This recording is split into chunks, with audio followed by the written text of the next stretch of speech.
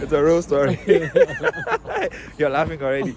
So I decided to take the same food as the guy sitting next to me. Yeah. And so, you know, I don't like seafood.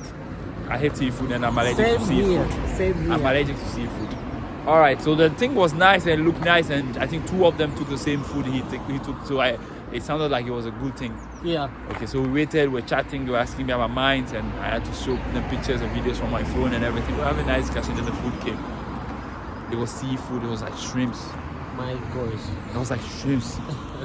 It takes me like 1 hour to eat just 2 shrimps. And there was a bowl full of shrimps with some sauce and some. And we're chatting and Charlie, they were eating it, and I literally had to swallow the food. I literally had to swallow the food. It wasn't nice, and because it's seafood, it was something else I would have munched away around it or something. Yeah. But shrimps and some seafood and some mix and okay, so then the lady came and she was taking the plates away, and I forced myself out and I ate some of it so not to seem like I'm not eating and everything. Yes.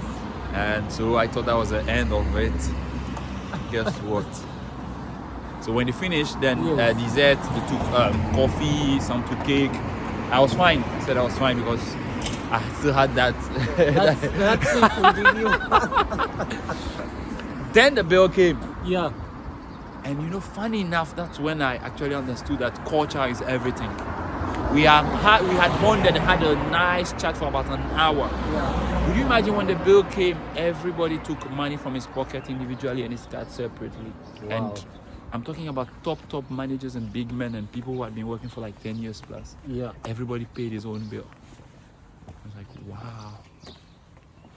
Oh. So if I had left my wallet, You would have been having a shock of your life. Wow. it got to me.